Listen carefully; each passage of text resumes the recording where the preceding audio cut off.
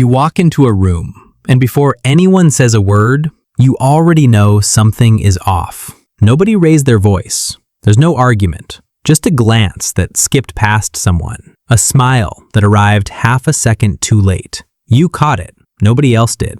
Most people would call that a gift. Sharp instincts. A talent for reading people. It rarely feels like a gift from the inside, because that radar doesn't switch off when you leave the room. You carry the moment home, lay it out, and turn it over for hours. A silence everyone else forgot the instant it happened. Here's what most people never realize. This isn't really intelligence. It's a system that was built to keep you safe and never learned how to stand down. And it leaves signs, specific ones, the kind that show up in people who notice everything and quietly pay for it. You're going to recognize more of them than you'd like. It starts with the most visible one. It shows on the outside, if someone's watching closely. You go a little quieter than the rest. You're the one scanning, while everyone else is just there, talking, laughing, present in a way that seems to cost them nothing. Two coworkers exchange a look across the meeting table.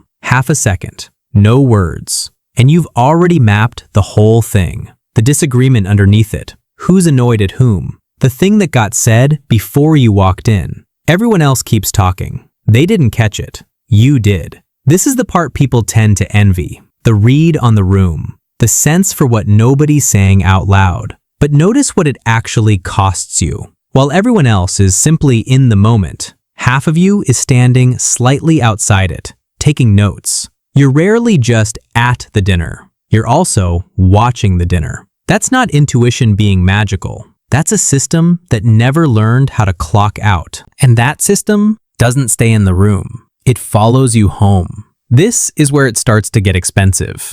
Your boss messages you at 4 p.m. Can we talk later? 3 words. For most people, that's a calendar entry. For you, it's a wave. You read it twice.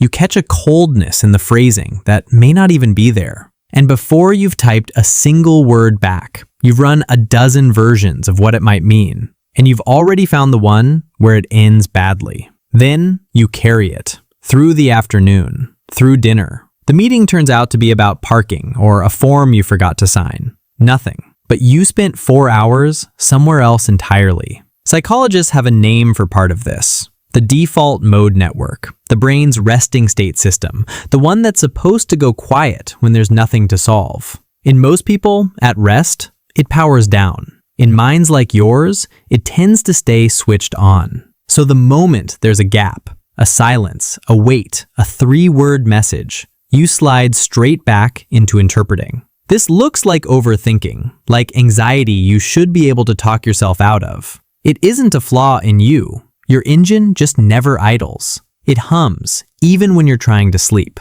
The scanning doesn't only point outward either. At some point, the camera turns around and aims at you. You feel sad, walking down the street on an ordinary afternoon. And instead of just being sad, you open a case file on it. Why am I sad? I have a good life. What right do I have to feel this? The feeling barely lands before the judgment drops on top of it. Even the good moments get inspected. You laugh at something genuinely funny at dinner, and half a second later, a part of you floats up near the ceiling and asks whether that laugh sounded fake. Psychologists call this metacognition, thinking about your own thinking. It runs out of the prefrontal cortex, and everybody has some of it. In you, it's a switch that never turns off. You probably already knew you narrate your own feelings. That part isn't news. Here's the part that might be. It's the exact reason you're so rarely all the way inside them. It's like dancing while watching yourself in a mirror, fixing your posture the whole time. You don't miss a step, but you lose the music. Then the analysis moves into your relationships, and something quiet goes missing that you can't quite name at first. A coworker brings you a coffee you didn't ask for and says something warm about the project you just finished. And before you can enjoy a single word of it, your mind is already moving. What do they want? Why now? What comes after this? You started seeing the backstage of people, the motive tucked behind the gesture, the fear hiding under the confidence, the small favor folded quietly inside the compliment. There's a name for the machinery here. Theory of mind.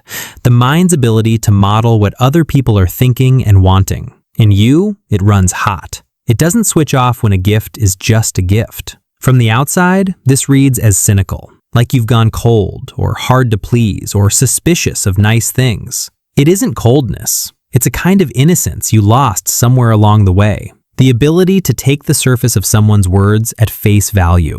A compliment now always seems to carry a second layer. An apology feels like it's managing you, not meeting you. You don't hate anyone for it. You just got very, very careful. And carrying that everywhere is lonelier than it looks. Because you're seeing a layer the people around you don't even know is there. Which turns out to explain something bigger. Something you feel most on the days that should have been easy. The ordinary ones you somehow come home from completely hollowed out. Here's the part that actually is a gift, even if it's the heaviest one you carry. You don't decide to be empathetic when a friend starts crying.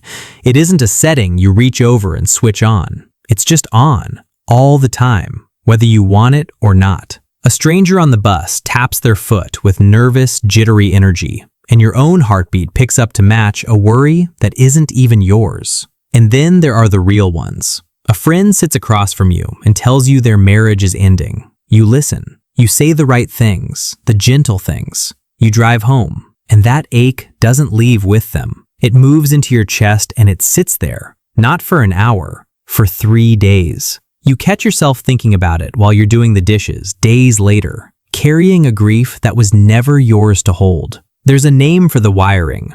Mirror neurons, the cells that fire in your brain as though someone else's experience were happening to you. Most people have them running quietly in the background. In you, it doesn't stop at understanding what someone feels. You absorb it. So you become the one everyone confides in, the one who softens a room without trying, the one who always seems to find the careful words. People feel genuinely understood around you, and they love you for it. And that's exactly why you're so tired. You quietly became the container everyone empties into, and almost no one stops to wonder who's holding what's yours. It doesn't even stay in your mind. Eventually, it moves into your body. You drink an espresso. Your heart speeds up a little. Caffeine doing exactly what caffeine does. For most people, that just registers as feeling awake. Your nervous system reads it as a bulletin. It flips through its files, finds fast heartbeat, and pushes the alert to the front.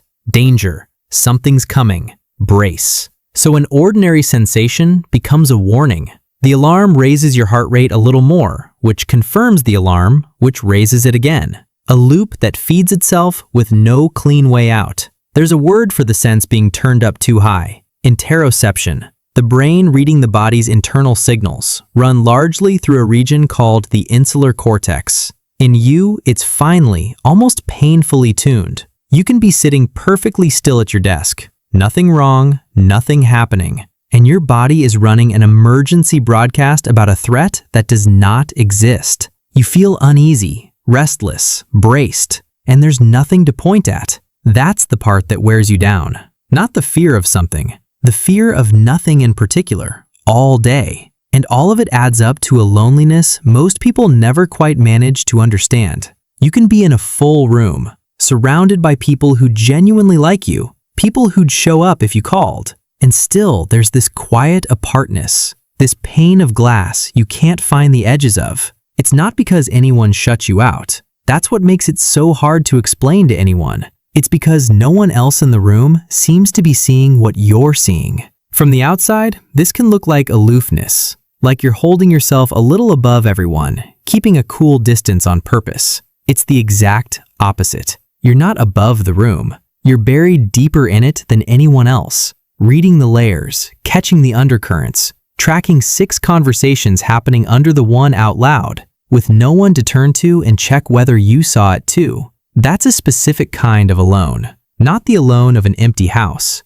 the alone of being the only one who noticed. You've probably felt it for years without ever having the words for it. And underneath even this, there's one more thing running, the quietest of them all, and the one that turns out to explain what all this watching was ever for. Somewhere along the way, all that awareness stopped being observation and turned into a strategy. You may never have noticed the moment it happened, The belief underneath it is rarely said out loud, even to yourself.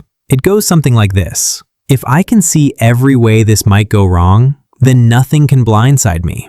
I won't be destroyed by it because I'll have seen the landing point coming from a mile off. So the mind runs simulations, endlessly, quietly, in the background. You lie awake, pre-living a loss that hasn't happened and may never happen, rehearsing the phone call, the conversation, how you'd hold yourself together if the worst actually arrived. You live in 10 versions of a future, and most of them hurt. From the outside, this looks like being prepared, responsible, the one who thinks ahead, who's never caught off guard. But look at the trade you made without ever agreeing to it. In trying to stay one step ahead of every possible pain, you slowly stepped out of your own life, standing at the edge of it, managing it like a high-risk project, instead of living inside it. Protection quietly took the place of presence, and you ended up exhausted, night after night, guarding against ghosts that never showed. That's the real cost of seeing this much,